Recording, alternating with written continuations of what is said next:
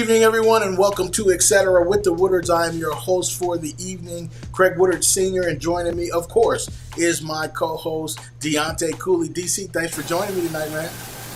Absolutely, man. Absolutely. So check this out, man. Drop that music down real quick. This is episode 40, of course, and we are at day 102. And before we get to doing some updates about what's going on in the 814 with Marcello Woodard's case, I wanted to start off with some bright news, first of all. So October is Down Syndrome Awareness Month. And if you guys have been following me on my page, I have been lighting it up every single day, trying to educate and teach people about different facts about Down syndrome. You can follow me at Craig Woodard Sr. on Facebook every single day. The first and last day of October, 1 through 31, I will share different facts about Down syndrome. People say, what is Down syndrome? What is that all about? Well, I'm going to teach you folks, and that's part of my job as the executive director and president of the Down Syndrome Association of Tampa Bay. And of course, my son, Craig Woodard Jr., who is 11 years old, teaches us all, and he's just he's incredible, man. So as a part of an advocate, my son is in an ESE classroom, and there's only 7 kids in the classroom, and he is thriving. DC, you be proud of him, man. He's little cuz is doing really good, man, and I always try to jump heads in, when it comes down to him in school. And my wife and I always try to insert ourselves. So with his school, it's York Invitation Academy. This is his first year in middle school. He's in 6th grade right now. They wanted me to come on their middle school TV show. So in middle school, they got like television productions, man. And I'm like, okay, man, I wish I had that back in the day. You know what I'm saying? I made it old school at WICU, but they actually start them in middle school. And so they wanted me to come on the show, and they wanted to introduce me. Of course, I brought Junior up with me, and they wanted me to talk about Down Syndrome Awareness Month. So I was able to do that. This month has been a very busy month. Plus, they ran a fundraiser for our nonprofit organization this past Friday. All the students and teachers, they paid $1, and you could wear either blue or yellow, which is the colors for Down syndrome, and they raised us $500, man. So that was pretty cool. That's going to go to the organization to help us continue to pay for special programs and services so that our members don't have to pay. Everything is free that we do at the Down Syndrome Association in Tampa Bay. The other thing that I have been able to do this past week, I was the guest on WFLA as the NBC affiliate down here in Tampa, Deontay, which is kind of related to WICU and Erie News Now. The NBC affiliate had me down there, and they, in the studio, do a live podcast. It's called Rooted in Progress, and it was pretty cool. So they brought me on, and they wanted to talk about Down Syndrome Awareness Month, man. And I thought it was an awesome experience. Terrence, one of the hosts, he said at the beginning, he said, Mr. Craig, I'm so glad that you came down and you were able to show up, because I don't know if we would have been able to hold this type of podcast because we don't know much about Down syndrome, And so after the podcast, it was about 45 minutes long, I said to him, are you more educated and know more about Down syndrome now that we are finished than before I came? And they both said yes. I said, then I've done my job. You know what I mean? That's so what's up, man.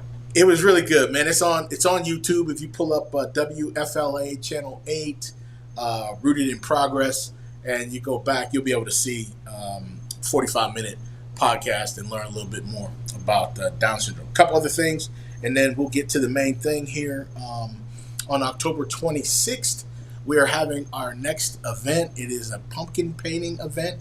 We're partnering with Dancing for a Difference and Sarah Battaglia. She is our dance instructor, and she's going to have it at her studios. You have to go to my Facebook page, and you have to RSVP on there, sign up. We got about 20 people that's already signed up to go and paint some pumpkins. So that's going to be on October 26th. I also received a phone call the other day from a manager at our Arby's DC down here. So I love me some Arby's, man, because they have the meats, right? So He threw the NBC the advertisement in you.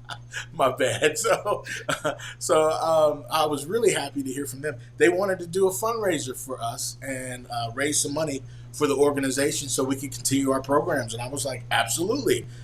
So they're starting this on October 27th. It is going to run through November 23rd at the Riverview South 301 location. So when you go in there, they'll be asking maybe if you want to round up or if you want to donate. And all proceeds will go to benefit the Down Syndrome Association of Tampa Bay. So, of course, I will have some pictures and results and everything. So that is going to be pretty fun. So lastly, as I said, follow me on Facebook, man. Go to Craig Woodard Sr. And every single day you will see some different fun facts about Down syndrome and Down syndrome awareness. And I also feature one of our members, their families. I put a picture on there along with our logo, just so I can let you guys know who we deal with down here in the Tampa Bay area. So a lot about Down Syndrome Association in Tampa Bay. Beautiful things, beautiful people, and great organizations down here supporting us. So I wanted to get that in. That's what's up, cousin. You know what I mean? I appreciate the work that you do for that. For especially for your son as well. Mm-hmm. You know what I mean? Is being an advocate for that community, putting the message and the information out there because, I know it isn't easy. Well, I can't say I know it isn't easy, but Yeah. I can only imagine. Yeah. I can't imagine like what you go through and deal with. But honestly, for you to be able to be an advocate and to be that active in your son's life and be that active in, the community, it says a lot about your character and the man that you are. So outside of anything, I'm glad that I'm connected to you and I'm related to you, and it kind of like it flows through our blood and it runs through our blood to stand up for, what we believe in and be advocates for people who can't advocate for themselves, as well as just being and presenting that positive presence into those places and spaces where people lack education, information, and knowledge. So when you said when I walked away, do you feel more educated? Yeah. Like, sometimes there's not a better feeling in the world than being able to offer somebody some knowledge and know that the information that you presented to them was beneficial to their life. So thank you for that, cuz even though it's not related to what we have going on here in Erie, I just appreciate you as a man, as an individual, man. So you keep working hard.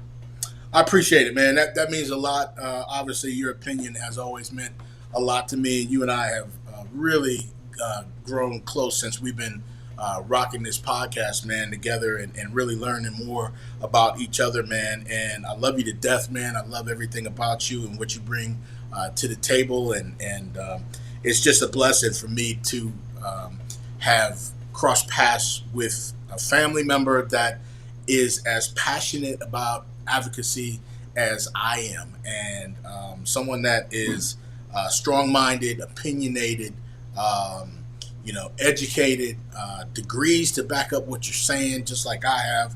It's just you've been a blessing for Etcetera with the Woodards, man. And so, at the beginning here, I was like, I got my guest, my cousin, and then I'm like, hold up.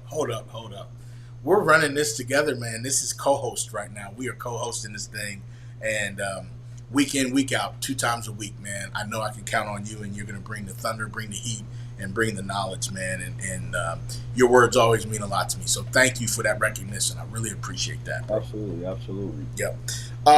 We are moving on to a couple other things, man. And I've read a couple things this week. I read some posts this week.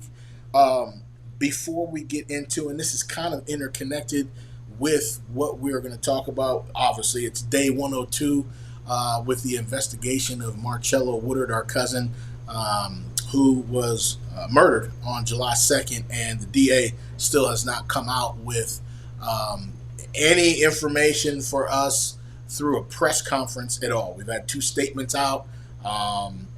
The investigation in the Mill Creek, that old Granada apartment. That old Granada apartment shooting back on, I believe it was May 11th, was deemed justified after quite some time. And we're hoping that our situation here and the result is going to be totally different because this is definitely a different case. But before we get into that, man, I wanted to start with one person that you and I both know, and everybody knows, Erie County Executive Brenton Davis. He's been in the news for a little bit here. Number one, looks like he went against Elizabeth Hertz, the DA, and started this snow removal program for inmates without approval. That's made some news. And then just yesterday on Saturday, he came home, and I believe it happened between 2 and 4. He found out that his mailbox was vandalized and was on the ground. And when he looked to investigate, there were bullet holes in his mailbox. Now, the story does not state whether or not there were any other issues in the neighborhood with any other mailboxes, but we do know for a fact that his was shot up and was off the actual post, and he was the one that called Mill Creek Police. Um, he also has a town hall meeting coming up for a budget. I think you got something to say about that, right, D? Oh no, so the town hall meeting, Mm-hmm. that's not that's completely different. That's completely separate. But I Mm-hmm. have seen some of those other things in the news, and what's going on right now is everybody's playing politics. Mm-hmm. You know what I mean? So we sharing stories and we sharing information. We speaking about different things that's happening in the community because people, everybody know things are on edge and people are on edge, and a lot of people are paying attention to things, and more people are active and involved in their civic duty and their rights and their understanding. So now you see a lot of publicity. You see a lot of different things being shared on social media because it's like more people are awake and paying attention than ever. Right. You know what I mean? So it's more or less like the first thing came out was it was more or less like the attack of Elizabeth Hertz versus the county executive with the snow thing, right? Yes. So it's Yes. like, okay, it's a lot of heat, it's a lot of smoke in the county executive. There's a lot of attention. So it's like, oh, well, what can I do to, swing the pendulum? So then it's like a mailbox got shot again. I'm not sure. I didn't read the article. I Yeah. saw it and I'm looking at it because all of this stuff to me is still insulting. You know what I Yeah. mean? Like, I don't care what side you stand on, who you agree with, who you disagree with, but like it hasn't snowed in 45 weeks. You know me, I know the snow count. It Right. hasn't snowed in 45 weeks.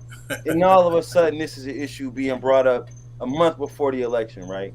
So Right. then now all of this heat is on the county executive, and then it's now my mailbox was shot, and Yep. now we got people raising up saying, "Oh, well, this is not how we run a democracy. If you have an issue with the way he does his job, vote, put it in a, you know what I mean?" Or then Yeah. he's like, "Oh, these people hate me, so let's get more people to vote for me." And then it's even people trying to leverage recent deaths that Mm-hmm. have been taking place in the United States.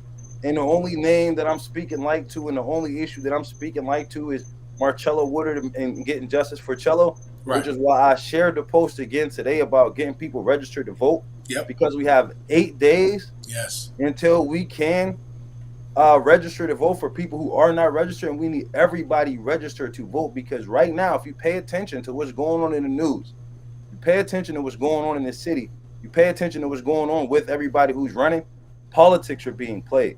As Mm-hmm. far as the finance town hall meeting, that was a county council person. So those two things are two different related subjects, Right. but all three of those things are all. It's crazy that you mentioned that, as they all come together. You Mm-hmm. understand what I'm saying? So it's like I'm not sure what was released first. You got the budget was released. The county executive released the budget, and then after that, you got the issues coming up with the snow and inmates being released and whether they was allowed or not allowed illegal slave work.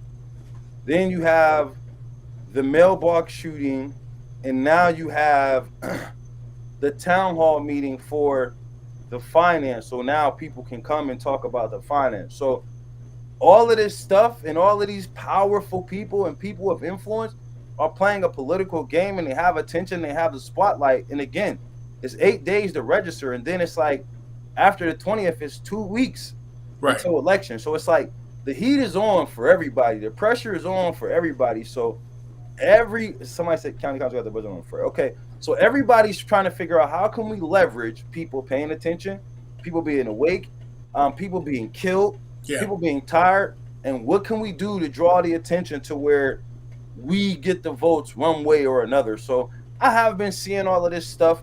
I have been paying close attention to a lot of this stuff because again, I understand. Well, I'm learning to understand better politics and civics and local elections and local government.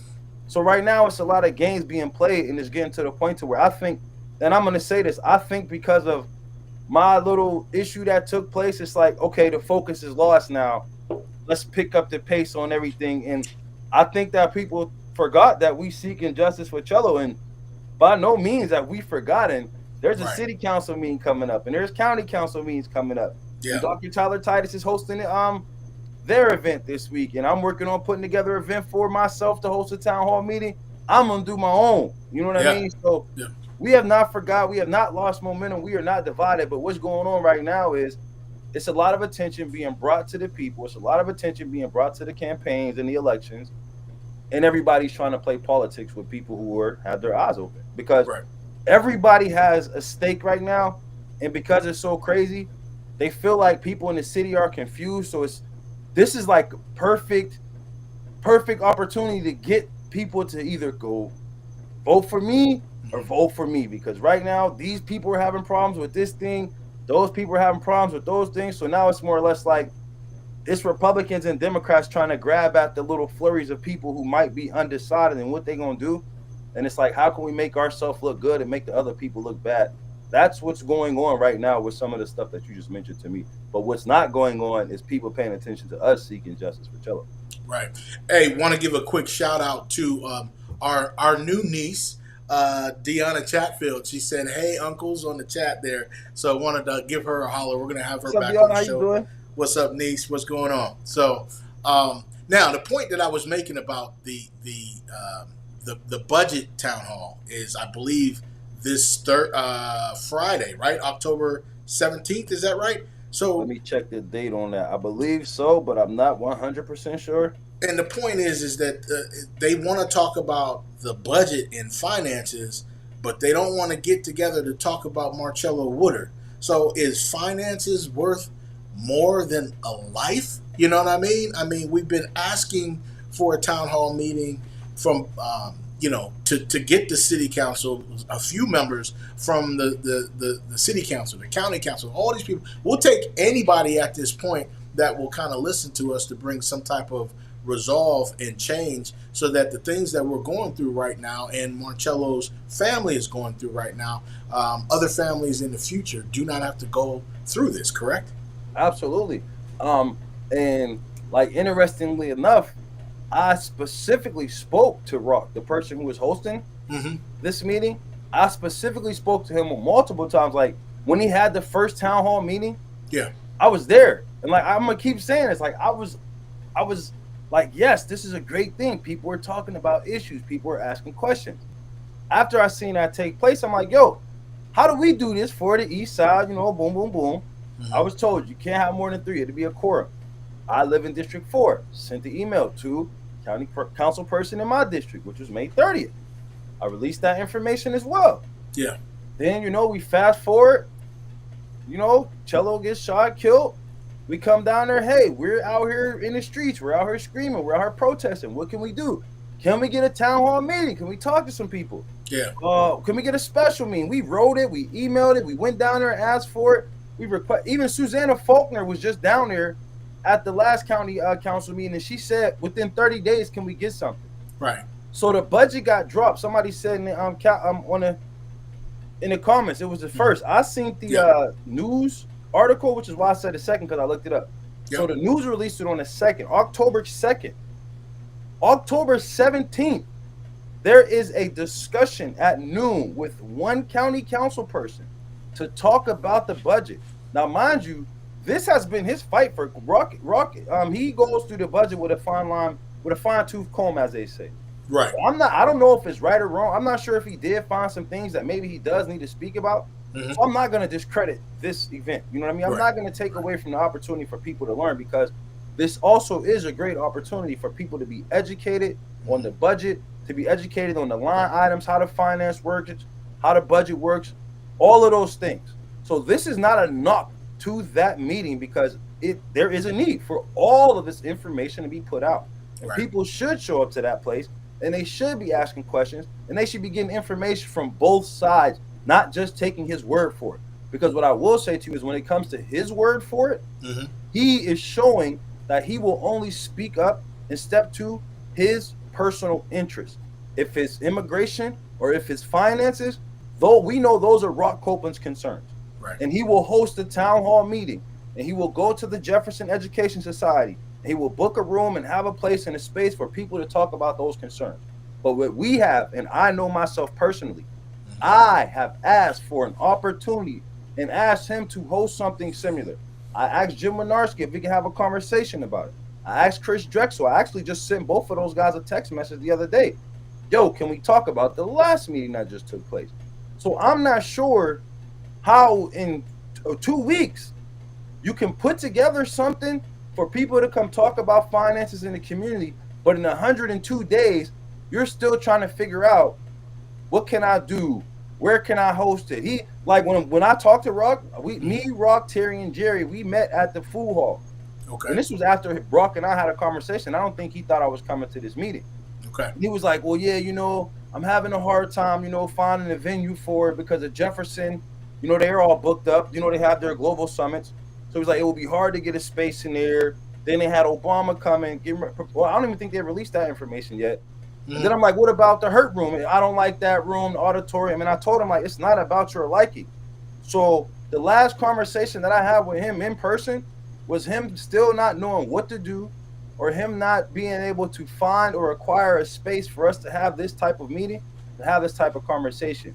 And then I look on Facebook and I see, oh, now we're going to have another event where people can come hear what you have to say about the budget and then ask questions and get information. And here's the thing too, right?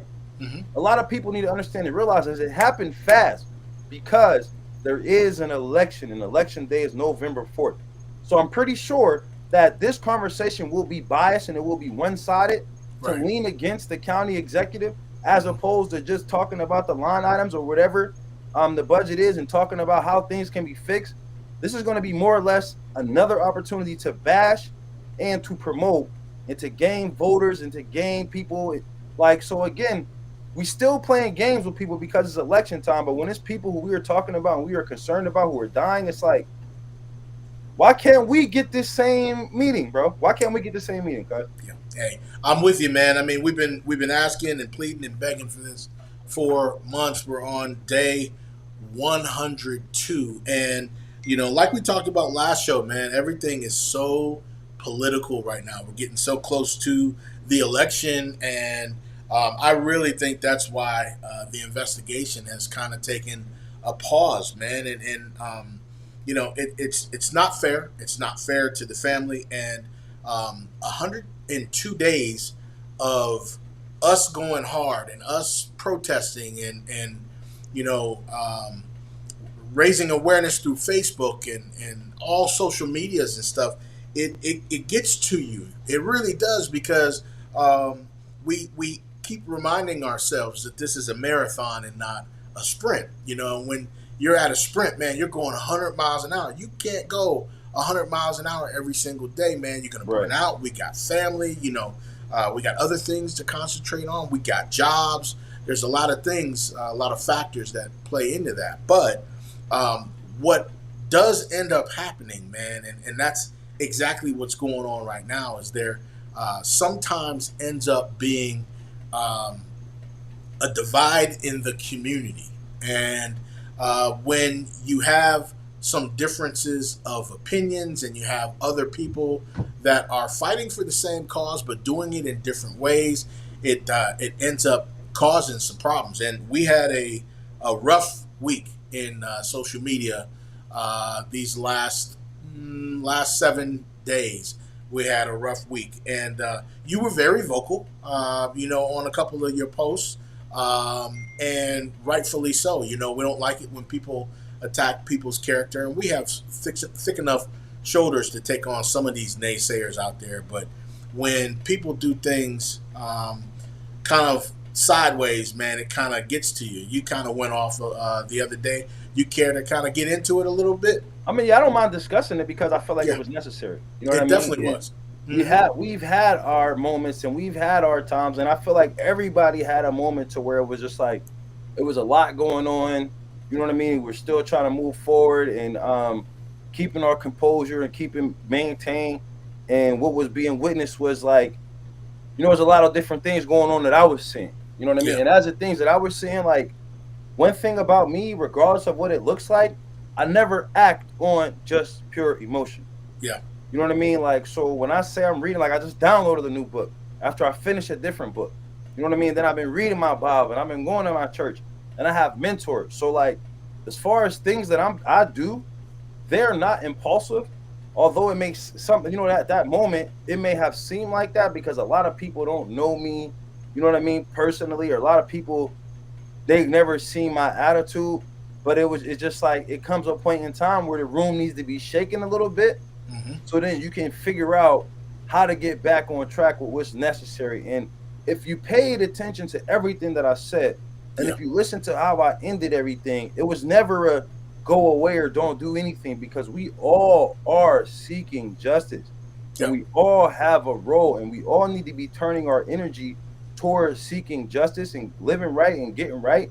But sometimes amongst family and sometimes amongst individuals who are working collectively and collaboratively, there becomes a clash. And when things clash, loud noise happens. yeah, But just because there's a clash and loud noise happens and things takes place, does not mean that there's any love lost. It does not mean by any means are we off track or we all lost focus. Because again, I praise Michael, and I continuously give him praise, and I see he's still working, and I see he's still going hard, and I love that. Like I truly love him. You know what I mean? Like it's all love. I think it was more or less a conflict of interest. yeah. And me personally, I was addressed in a manner that I did not prefer to be addressed in. Correct. So I addressed it back. But it was all out of love. Like I got brothers, you know what I mean? And I got siblings and we are all athletes at heart. And we had those moments where, we had to go in the back and do whatever it is that we needed to do, but it's still all love. You know what I mean? It's just now more of a learned love and learned relationships and understanding as far as who's going to stand and do and be, but we all are going to stand and do and be together. Yeah, But it's more like when it's your thing, it's your thing. When it's my thing, it's my thing. But my thing and your thing is ultimately our thing. right. And after that, I mean, I don't know what you want to call it, what people want to call it. If you can call it meltdown, you can call it rant, you can call it expression. But what I will say to you is, it got a lot of people who weren't talking Yep. to start talking. Yeah, It got a lot more, let's talk unity, y'all, yeah, than it was before. You've seen a lot more people who've been keeping quiet say something. So, and I feel like it was bound to happen either that day or later on in the future. But at the end of the day, cuz it woke a lot of people up, and the people who I spoke to before I did that and after I did that was like, we know where you at and we know it's time to get back on track and it's time to get on track. But now it's more eyes paying attention, yeah, it's more ears listening. And if they weren't before, or at least if we didn't know that they were before, they showed us. So a lot more people showed us that they were paying attention to us, that they understand that we out here seeking justice for Cello. They even seen a moment to where we might even fight ourselves about getting justice for Cello because that's how passionate we are about it. yeah, But if you pay attention to the days that follow, you still seeing Malcolm yep, looking for justice, you, yep, Craig, you, Terry, Jerry, Michael, Shamir, Shamel, Snowy, Michelle, Cindy, and yep. anybody else who we can talk about. But then also what you saw some of those elected officials sharing 100 on that 100th day. Yeah, I didn't even have to say nothing. I didn't have to pull up with I didn't have to make no long eloquent. It was pastors sharing it. It was some of the ladies sharing it, county council people, city council people. So after that moment had took place, it was just like a wildfire of, oh my God, it's getting crazy, but it was good and we want to see it stay good. So now everybody from the outside who was paying attention needs to come in and try to figure out how can we yeah, not necessarily control it, but how can we re-steer it to make it get back on track. So last week was definitely rough, Yeah. but it was necessary. It was needed. I don't regret any of it. I wouldn't take anything back because it was all out of love. And sometimes love doesn't always look, feel, or sound like what you think love is, but there's no love lost. I don't hate nobody. I don't dislike nobody. And I'm still seeking justice for Cello. I'm still making those phone calls or having those conversations. And then I even had to have conversations with different people who have been watching from afar, showing their love, showing their support, and showing their concern. So I mean, it was necessary. I will say that it was necessary. And then the most important thing, like, and that's why I'm glad that you are where you are in Tampa to where you can keep your cool. And Yeah. then I'm also glad that I got Malcolm, you know what I mean, behind me because like Malcolm's sharp and he's solid and he's strategic. You Mm-hmm. know what I mean? So Malcolm gonna give you the nudge. You know what I mean? Malcolm go, for lack of better words, let the dog off the leash, Yeah. and then he gonna blow that silent whistle like, yeah, I mean, all right, come Yeah. back, let's get back to business. So everything that took place was necessary, and the people who rocking with it was rocking with it, and they seen it. And then you got more people to speak up, more people to make noise. So now this week, as we get closer to election time and all of that, now they know we ain't playing and we coming with a strong force. So, I mean, I don't know if you had more questions, and I really wasn't gonna go too much into specifics or details. Mm-hmm. But nobody was ever asked to stop seeking justice. Nobody was ever asked to stop making noise. Nobody was ever asked to go away or to step down. People was just asked not to play with me and not to direct their energy at me, and it was all out of love. Right. And you know, it's crazy too um, when you have blowups like that, like we had throughout this last week. A lot of things come to surface, man, and you know, I started digging into to my family tree and found out some information. But this is not the right time for me to bring out this information. We'll let this sit.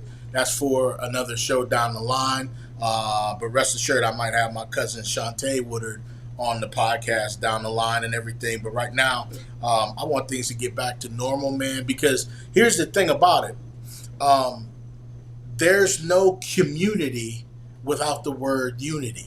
You know, and it don't matter how we get to a certain crossroads. It don't matter how we move, if we move differently, if we all keep the main thing, and we're seeking for justice for Cello.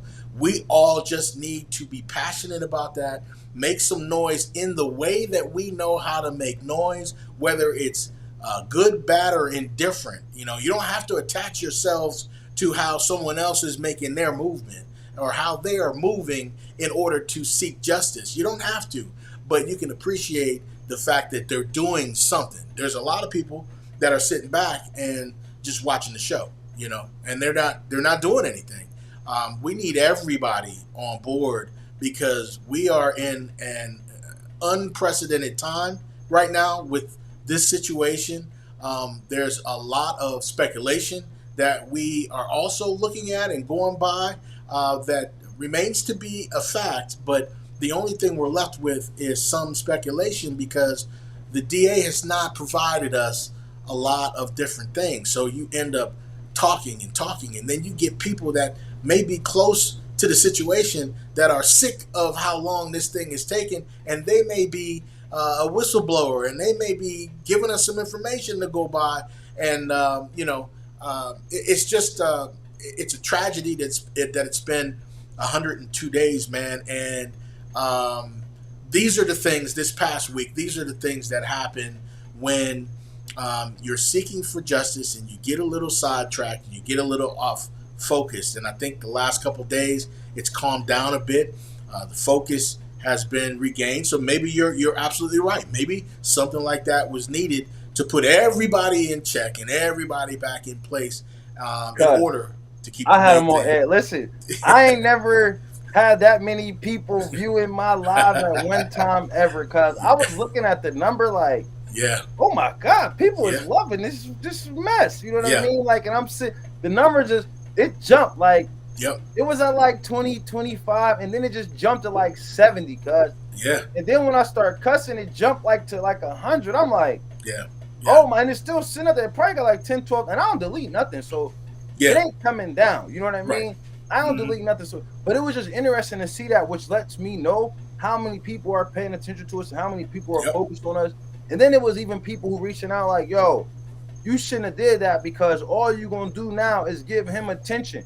And my Yeah. response was, I want him to have attention. Look at what he's Absolutely. doing. He's doing great work. Yeah. Yeah. This man is I'm not even gonna say this. Michael Woodard is seeking justice for Cello every single day of his life since this has taken place. So Yep. I want people to, when they see who he talking about, then they go to his page and they see justice and they see him working hard, and I see he done tapped into Meville or something like that. Like, I love Yeah. everything that he is. I praised him before on this show. Like, when he had the march, I came to the march. I love everything that he's doing. So yeah, cause like it was like, yes, go look at him too. Yeah. Because he wasn't like dissing me all day, and it wasn't him taking shots at me all day or nothing like that. So by no means am I saying he's a bad dude. By no means am I saying like don't pay him no attention, don't love him, don't rock with him.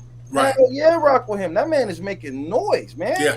And I love that. You know what I mean? But then to kind of break out of that, something else that I noticed too that I think a lot of people aren't paying attention to, and this is going back to the city council meeting and us asking for a police review board. Yeah. So, I mean, for anybody who watching, it's like I ride around Erie all day. Like, I got a custom plate and all of that, so people know me and they see me. You know, I be going to the gym, going to church, going to different places. But what I'm noticing is there are a lot more police in our neighborhood riding in circles or parked at gas stations or parked in blind spots trying to pull people over, as opposed to other areas. Because when I take different routes all the time. Like, somebody put me on game a while ago. Like, Oh yeah. travel the same route, so I That's run right. a lot of gas out. But what Yeah. I will say is, like, I'm starting to notice, and with it being election time, we know that happens. And then with the odd even parking about to change, we know that happens as well. But I don't know if this is intentional, because they did say that the crime rate has dropped, but the police are always in our neighborhood, riding around in circles, busting U-turns in the block, pulling up to the gas stations. But when I'm in Mill Creek, or when I'm past, let's say, once you get past Browns Avenue, Mhm. you don't see that much police presence. Once Right. you get past 28th Street, you don't see that much police presence. And then even like, so you think when the police is in our neighborhood, in our community, it's like we're always nervous, we're always anxious. Like, why does this have to be? And I'm saying this because this is another thing when I say, like, when we seek injustice, like, why is it okay for us to be treated like this? And why can't we have a citizens review board to where we can speak to our elected officials about our concern? Now, I'm not sure if other people have noticed this or not, but then I've recently witnessed videos on Facebook to where Little John got pulled over and was out the car and watched the whole video. Then I seen a video with DST and Ronnie Shaw getting pulled over and getting searched. I seen the police officers talking to and dealing with some kids. So it's just like, now it's getting to the point now where the police are zeroing in on our neighborhood and our area. And I'm saying this is not opinion. This is factual, because I ride around Erie a lot often, bro. I spend a lot of time in my vehicle visiting people, handling business, going to meetings and stuff like that. And you notice squad cars everywhere within the inner city limits from a certain area. And I think it goes back to that status that Andre made a while ago when you talk about that, what is it called? Unite Erie, and them trying to crack down and clean up the streets of Erie. They're focusing on and they're targeting one area. And anybody who lives on the east side of Erie can attest to this. Anybody who's recently been pulled over, anybody who's received a parking ticket for, like, I got a parking ticket for my work truck being parked in my driveway because it was hanging out too far.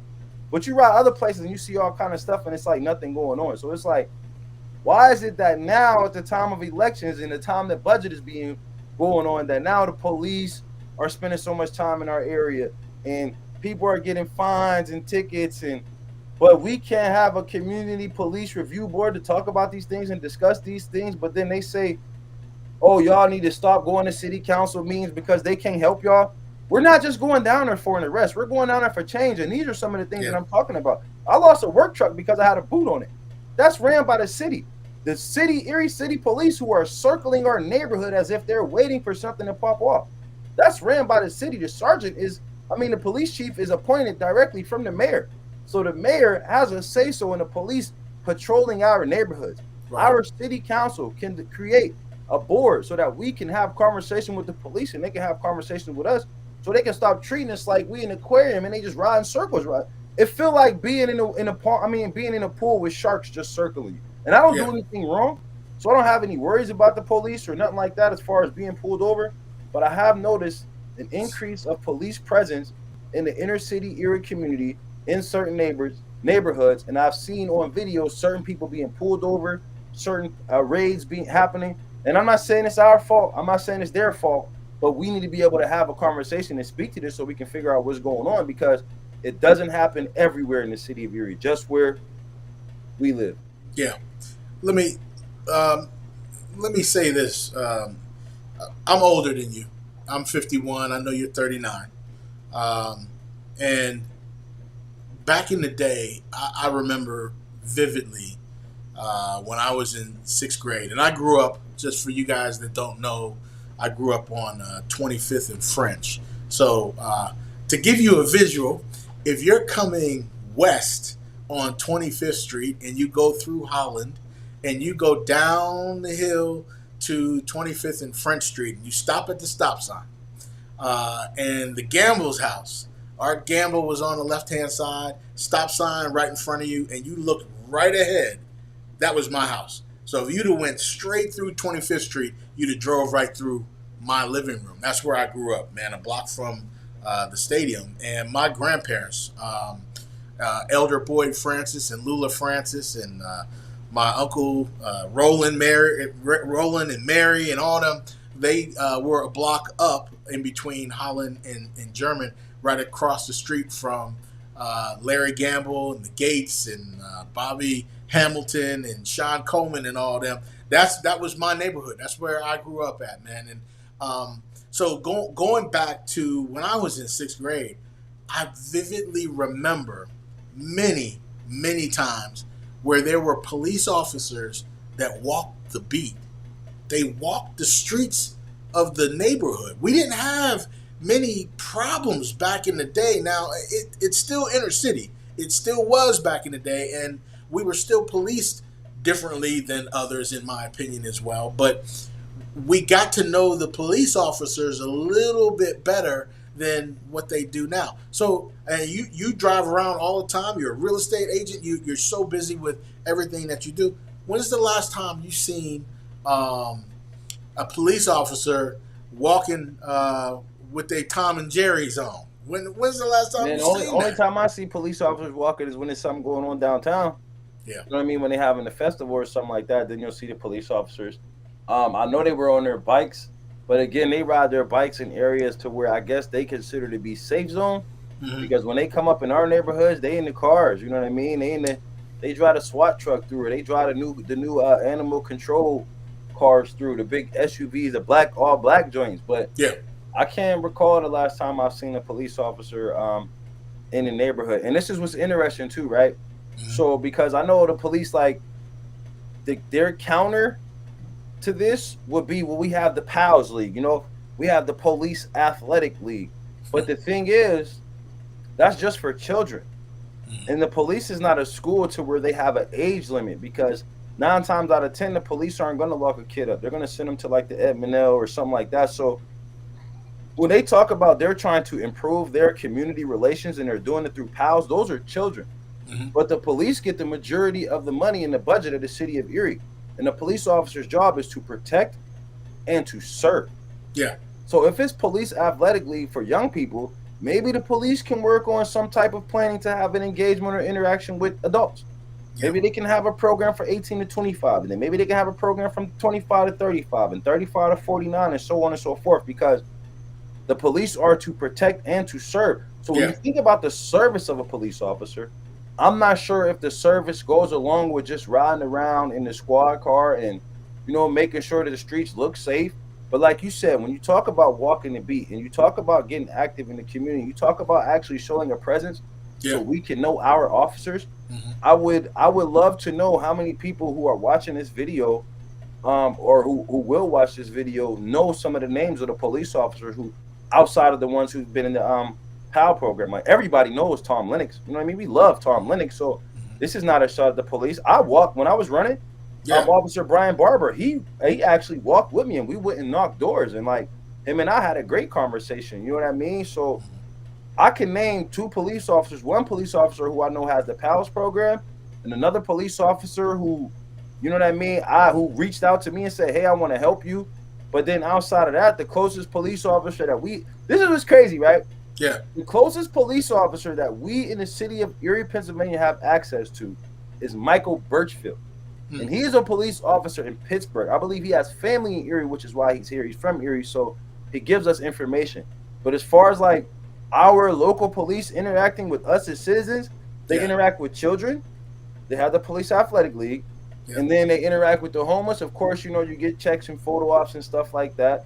They interact with the mentally ill people. So what they do is they interact with people to try to, I guess, get their minds straight so that they Mhm. won't have to interact with them in the future to calm them down. But to have actual interactions with people who can ask questions like, when should I talk to you and not talk to you as a cop? Mhm. When can you cuff me and when can you not cuff me? When you want to search me and I say no, what are my rights and my responsibilities? Right. What is your job as a police officer? What does it mean to protect and serve? We don't have those interactions with our police. We don't have a review board. So when things happen with the police, we just got to deal with it. Then we got to spend our hard earned dollars on attorneys, or we got to put up houses. And we have never had the opportunity to build a relationship with our officers as adults, as educated people, as civilized people, to figure out what we can do to have a better relationship with them. But here Right. they are crashing cars into people. You know what I mean? Somebody passed away from that. Then they Yep. crashed the car again. You know Yep. what I mean? And I don't think that's the first time the car has been crashed. So it's like, when do we as a people have an opportunity to speak to our police officers before they continue to come into our impoverished neighborhoods Yeah. and continue to put penalties and fines on us that is going to keep us digging deeper into poverty as opposed to helping us see our ways out by serving us? So when I think of protect and serve, I Mhm. think protect us from any ill things that are happening to us, which is why I believe those parole officers should have been arrested that night by our local police, Hundred and percent. they should have let it been sorted out at the station. Like, it should have took just, you know how you see in the movies where they be like, you out your jurisdiction, you got to let them go. Yep. They should have cuffed both of them. They should have Mhm. took them to the station, put them in holding cells like they did Shamil, and then let it be sorted out from there. They Right. should have asked for what they say. What they say is better to ask for forgiveness than a permission. Yep. They should have cuffed them dudes, and we should Absolutely. be able to ask them why didn't they. Yeah. We should be able to ask, okay, who administers CPR? How did you go about doing it? Why did you do it? What did you see that night, officer? Because Mhm. your job is to protect and serve us. We don't feel protected, and we for damn sure don't feel served. So again, when I talk about justice, and when we go to those city council meetings, and we're asking to talk to the mayor, and we're asking to talk to the city council people, that is why we are asking those things. Yeah. You know, I'm not saying that walking the beat is the solution to all these problems. There's a lot of problems out there, but things have changed, and there's a lot of different things that have escalated, man. Since I was growing up in the late '80s and the early '90s and stuff like that, man. But things were different then, and things are different now with kids, with upbringing, with how parents parent now. There's a lot of different factors that go into it. I do remember back in the day, though, and this is in the late '90s that they had what was called the blue gray game, where Yes, yes. they had the blue gray game where you had the police, the Erie City Police, that played against Mill Creek, and it was a big thing, and it was either at McDowell or we would have it at the vet, and the community would come out and watch these games and meet their officers, man, and I don't know if the game stopped because there were too many injuries that were happening. Football is one of them sports, man. When you get a little older, man, it's a little difficult to have to play tackle football, physical equipment tackle football when you're you know 28, 29, 30, 35. You know what I mean? It's very, very 37 tough. you. Yeah, man. You because mentally you can still do what you did when you were 21, but physically,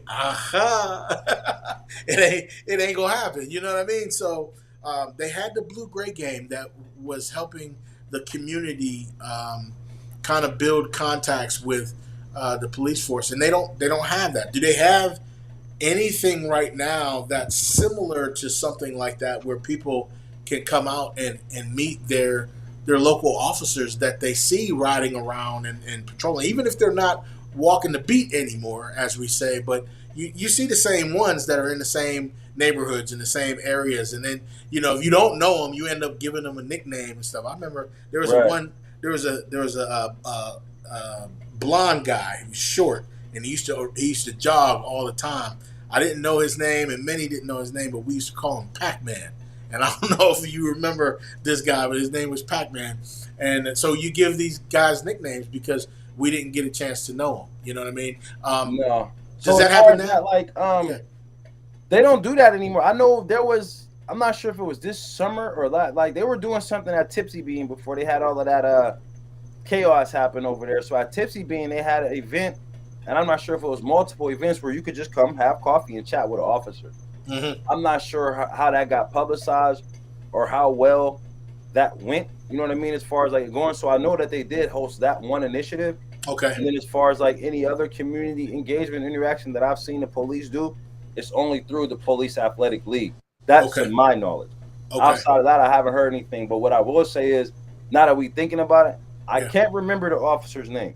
But when we had that cookout for Cello, in remembrance of his name on 26th and German Street, Okay. there was a police officer who came by himself. He parked his vehicle. I mean, of course, he had all the stuff on he had to. He was on duty. But he parked his vehicle, came, he stood, him and I had a conversation. We talked in depth for quite some time. Yeah. Again, I don't remember his name.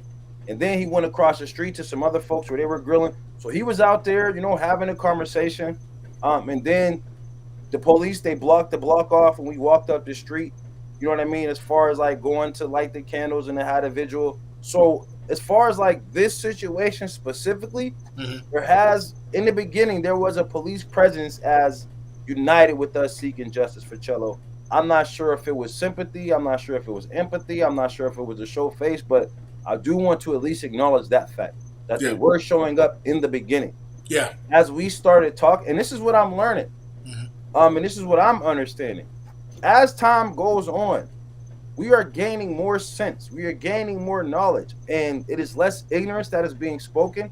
And as we are doing this, the powers that be are getting more and more silent because I think that they are realizing that we are waking up as a people when we are speaking more sense. So I think everybody loved the whole mess that took place on day 99 because they thought, oh God, this is over, the pressure's off. Yeah. But when you sit here, or when I'm sitting here and I'm having a conversation, I'm saying justice means us having communication to the police.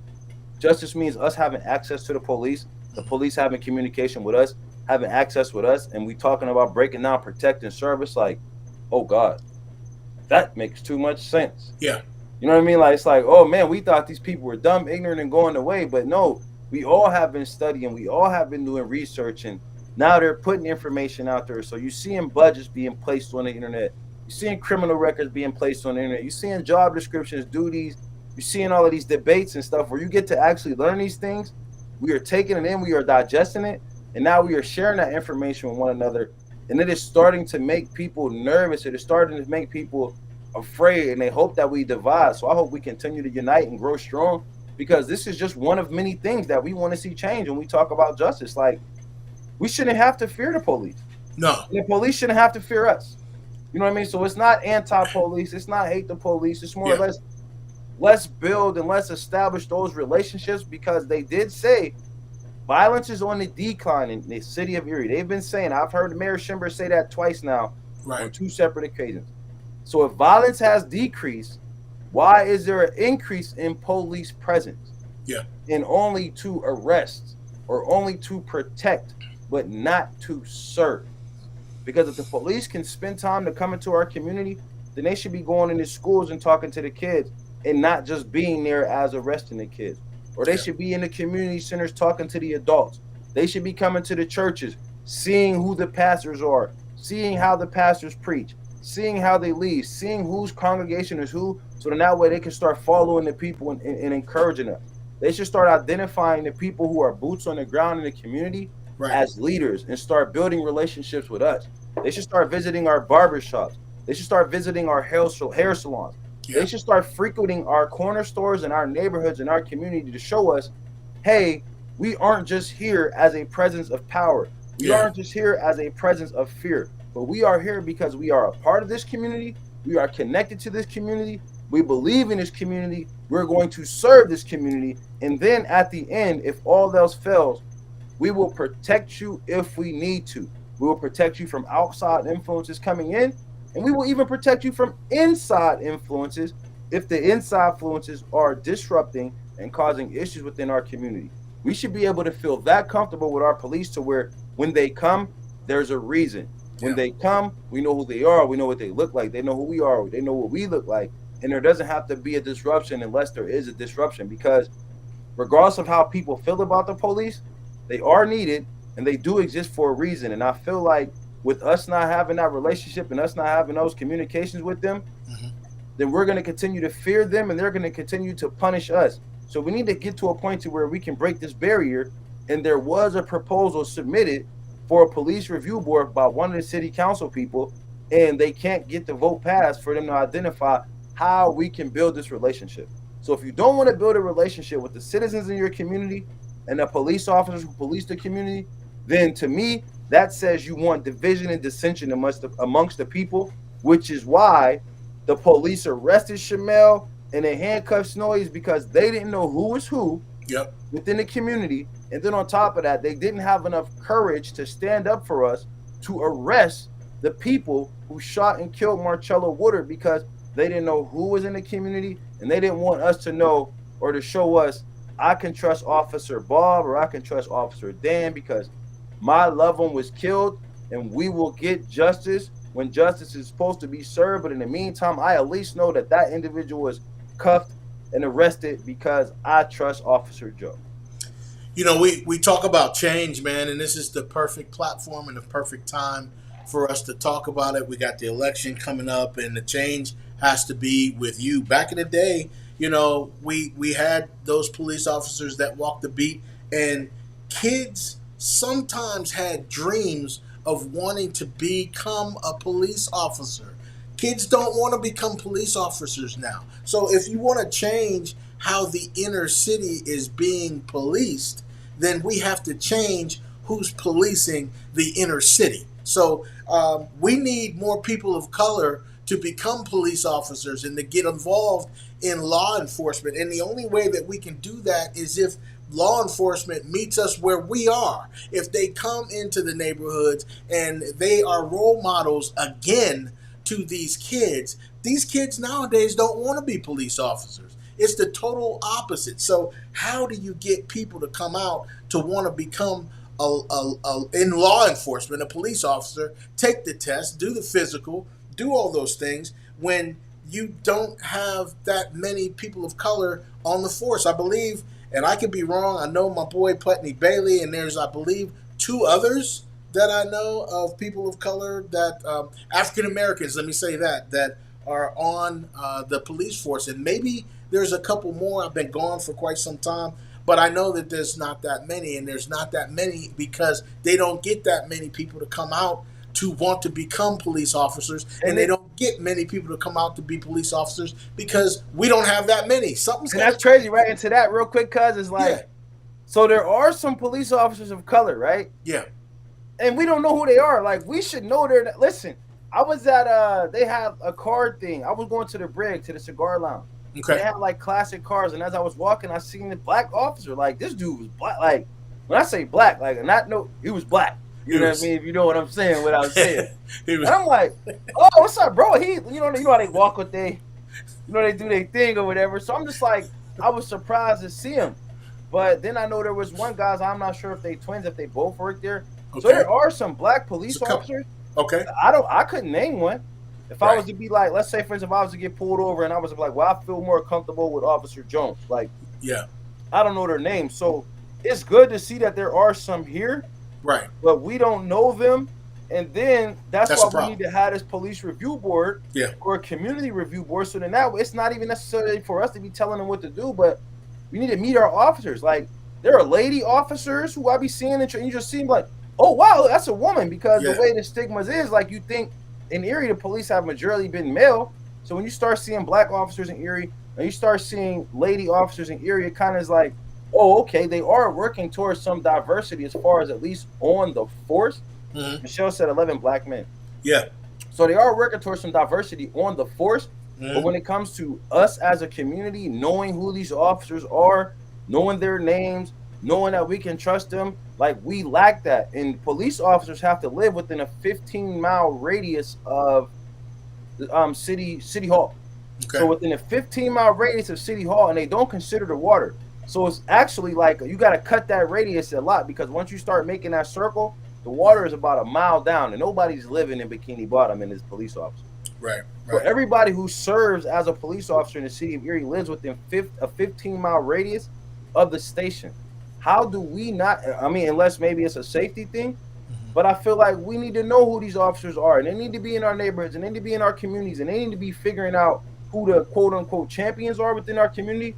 So when things are happening, they can tell the chief, or they can tell their buddies, like, hold on, I got this one. I'm gonna go up there to this neighborhood, and I'm gonna Yes. go call Deontay, and I'm gonna have him meet me at the spot, and we will have a conversation, and we're gonna talk to some of these young people, or Yeah. even if it's not young people, I'm gonna meet them where this brawl took place, and we're gonna have a conversation and see if we can sort it out amongst the community and let them know that the police are here.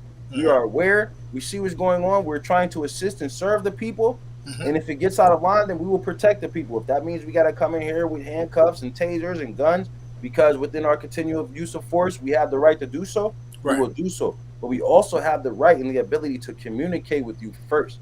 So again, for those police officers who are officers of color, Yeah. I believe that they need to figure out how they can make themselves known, and that's not to divide or split race.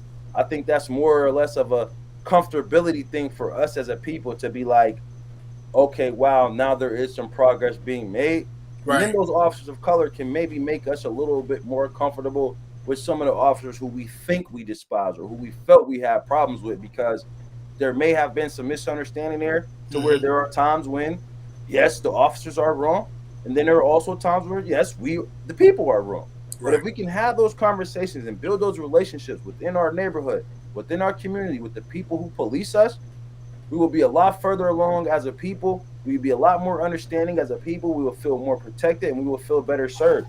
That's my thoughts and my take on the people that I feel like I speak with and interact with and hang with, on when it comes to having that police review board and having that relationship with police in the community, and what justice means like to me outside of just an arrest. Because if we had that relationship with our police, Yeah. we may have had an arrest that night. Now maybe he would have bailed out, maybe he would have bonded out, or maybe the governor would have been like, "These are state issues. Let that man go." Right. But we would have at least known in that moment Yeah. our police officers were going to do what was right for us, because one of us was taken that night, and they did not do that.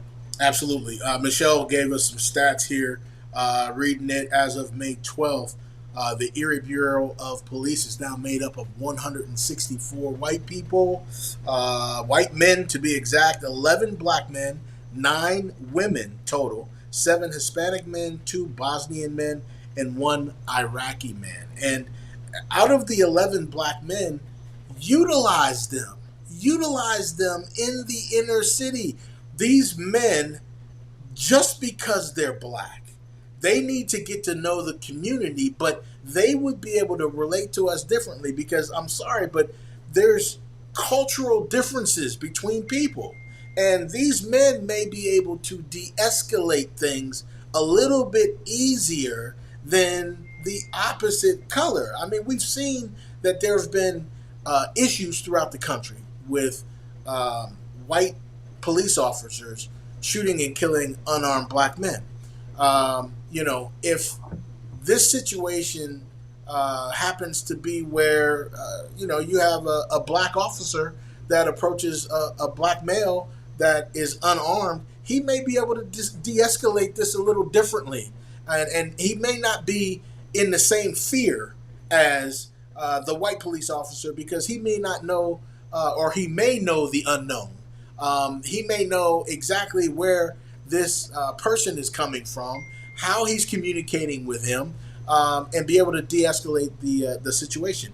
Utilize the people that you are putting on the force, but in order to utilize their best assets, they got to get to know the people. And if they don't know the people, and that's the first thing that you said, DC, is there are a few that I've seen out there, but I don't know them. That's a problem.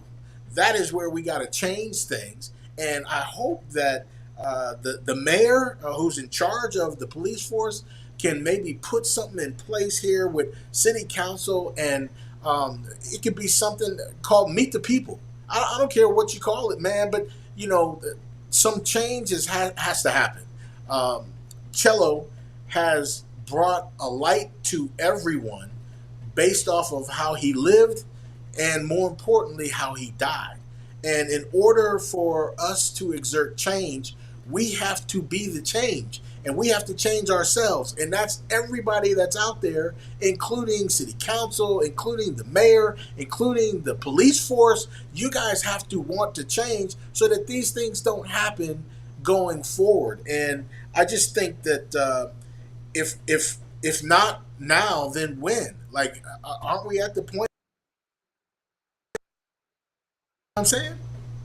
Absolutely, cuz I agree. And that's crazy that you said that, right? Mm-hmm. Because that was the message in church today. That was one of the messages is like, work while you have the daylight. You know what I Yeah, mean? Because you never know when the night is going to come to you.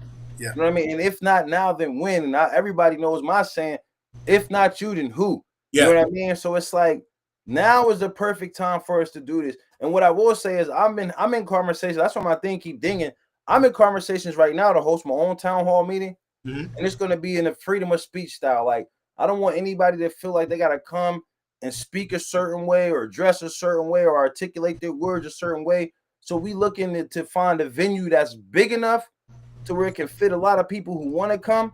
And we want everybody who's there to be a registered voter so that we can make some noise and we can have an impact. So that's why we're going to emphasize the importance of getting people registered to vote.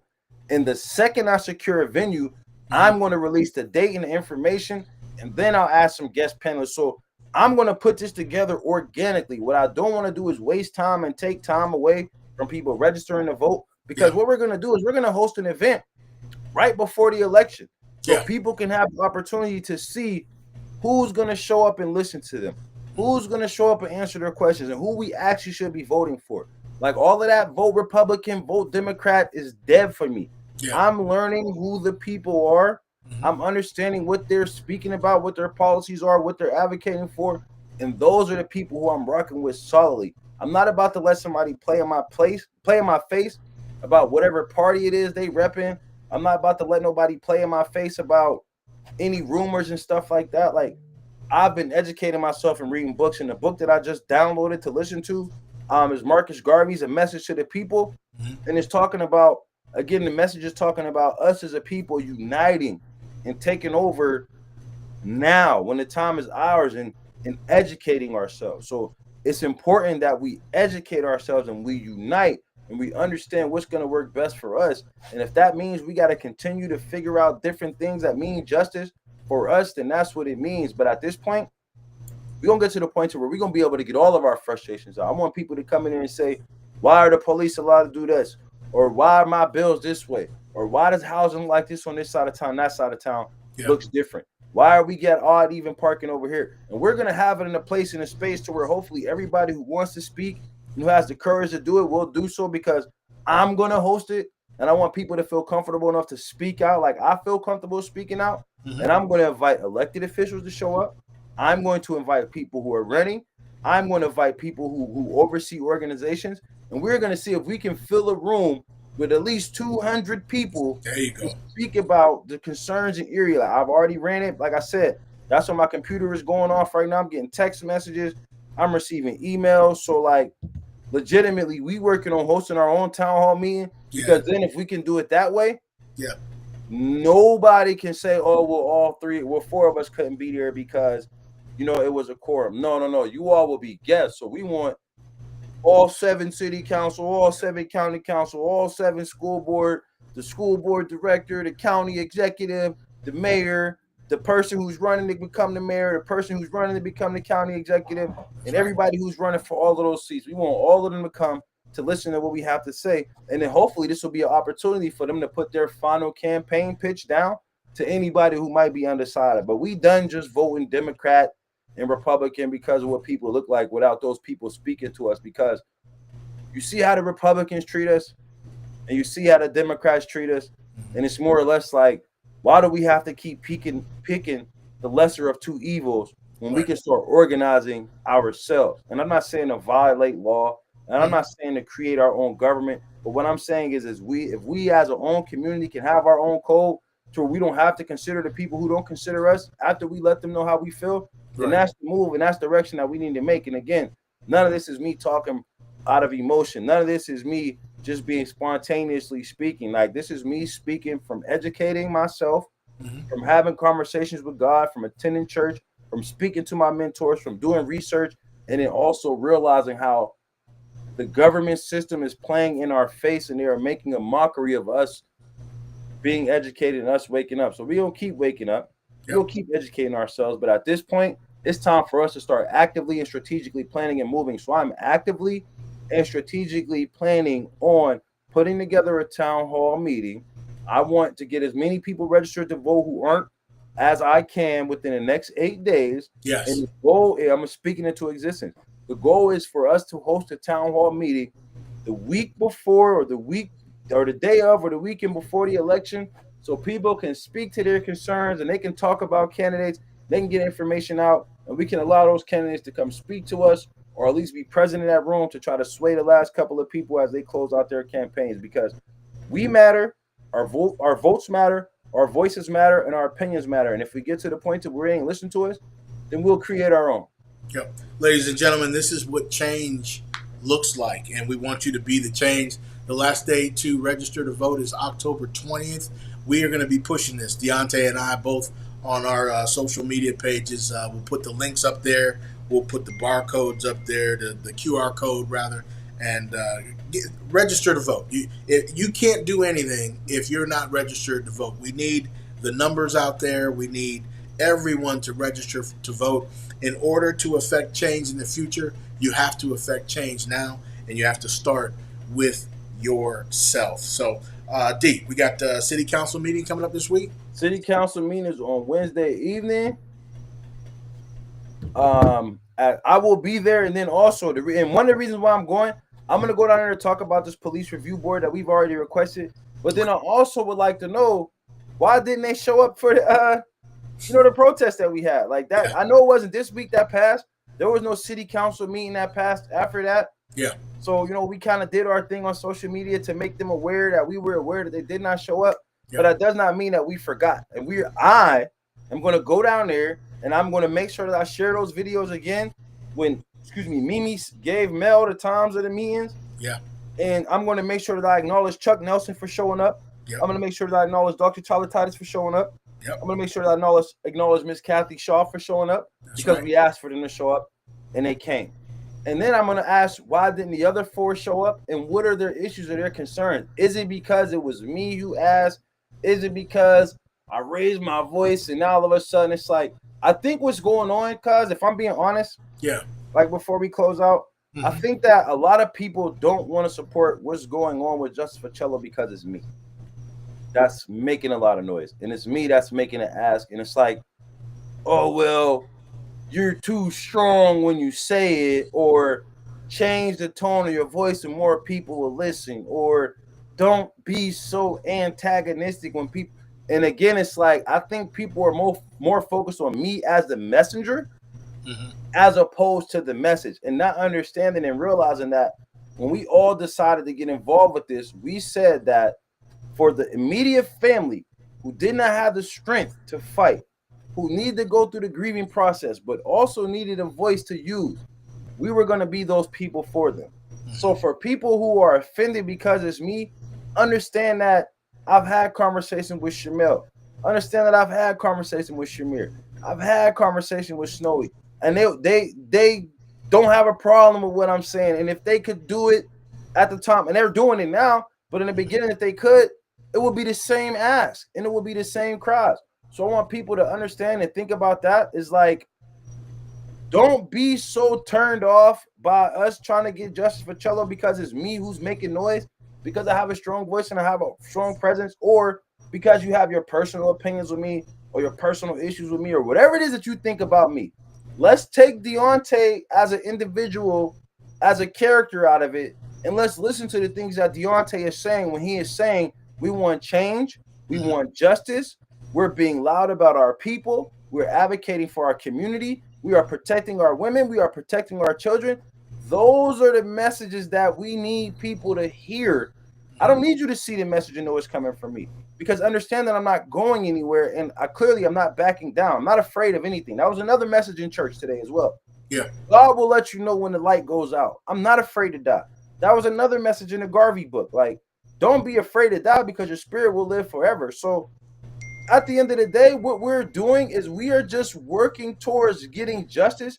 And you don't have to like the fact that I'm the deliverer of the message. Understand that there are hundreds, if not thousands of more people who are also delivering a message in a different manner, in a softer voice, and on a smaller platform with less followers, with less people paying attention. So if it's me that people have a problem with specifically as to why they want to be that active, then I would strongly encourage them to reach out to somebody else who is maybe smaller or whose voice isn't as loud and whose voice isn't as strong as mine, and say, hey, how can I help you get justice? Because this Deontay guy seems to be too loud or to be too radical. I'm okay with people not agreeing with me as an individual. What I'm not okay with is people not agreeing with the message that we're seeking change, that we're seeking justice, that we are seeking some type of opportunity within our community. So if it has to be somebody else to deliver the message to the people who don't like it coming from me, then by all means, I strongly encourage you to follow that individual as opposed to following me. But understand that the message is still the same. We want justice for Cello. We want change in our community. And there are people who don't have the strength to speak as loud as we do or to be as strong as we are to continue to push forward. So we're going to keep pushing forward. But understand that if you need a softer voice, there are plenty of soft voices. And this is with all due respect to the people who have been working with us. There are a lot more soft voices than mine that will make you feel more comfortable with having those conversations with when you have some questions or you have some concerns. But again, don't come for me as the messenger, because I still am who I am, and I'm going to continue to seek justice. Let me put it this way. I agree with you. I think you have a lot of influence on whether someone comes or someone doesn't. And I think the ones that have not showed up because you've asked them to show up, I think that they are not going to show up because they don't want to show the type of power that you have as a civilian that speaks his mind so eloquently.